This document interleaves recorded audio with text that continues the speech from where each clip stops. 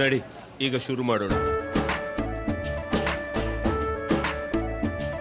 ಕೇಸರಿಯಿಂದ ಮನೋಲ್ಲಾಸ ಮನಸ್ಸು ಮತ್ತೇರಿ ಕುಣಿದಾಡಿದೆ ನೋಡು, ಮನಸ್ಸು ಮತ್ತೇರಿ ಕುಣಿದಾಡಿದೆ ನೋಡು.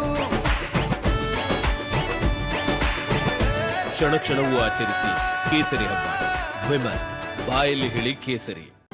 ಎಐ ಟೆಕ್ನಾಲಜಿ ಬಳಸಿಕೊಂಡು ವಿದ್ಯಾರ್ಥಿನಿಯರ ಫೋಟೋ ಮಾರ್ಫಿಂಗ್ ಮಾಡಿರೋ ಕೇಸ್ನಲ್ಲಿ ಇಬ್ಬರು ವಿದ್ಯಾರ್ಥಿಗಳನ್ನ ಸಸ್ಪೆಂಡ್ ಮಾಡಲಾಗಿದೆ.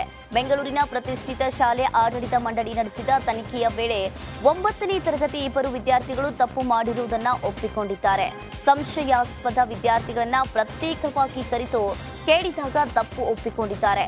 ಈ ನಡುವೆ ಈ ಪ್ರಕರಣಕ್ಕೆ ರಾಜ್ಯ ಮಕ್ಕಳ ಹಕ್ಕುಗಳ ಆಯೋಗ ಎಂಟ್ರಿ ನೀಡಿದೆ. ಸದ್ಯ ಸೈಬರ್ ಕ್ರೈಂ ಪೊಲೀಸರು ತನಿಖೆಯನ್ನ ಕೈಗೆತ್ತಿಕೊಂಡಿದ್ದಾರೆ.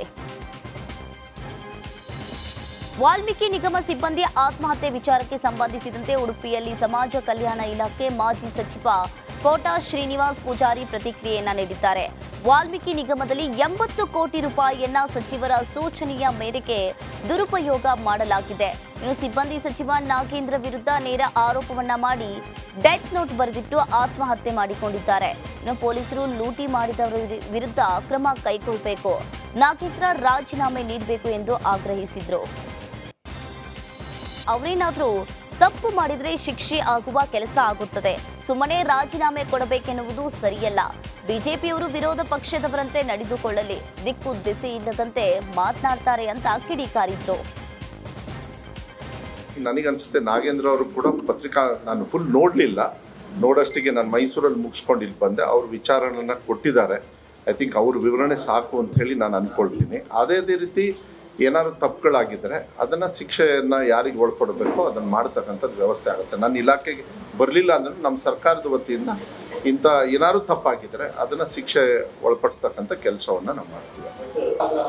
ಅಲ್ಲ, ಅದು ಪ್ರೂವ್ ಆಗಬೇಕಲ್ಲ. ನೀವು ಹೇಳಿದ ತಕ್ಷಣ ವಿರೋಧ ಪಕ್ಷದವ್ರು ಇನ್ನೂ ಏನೇನೋ ಹೇಳ್ತಾರೆ, ಅದಕ್ಕೆಲ್ಲ ನಾವು ಉತ್ತರ ಕೊಡೋದಕ್ಕಾಗೋದಿಲ್ಲ.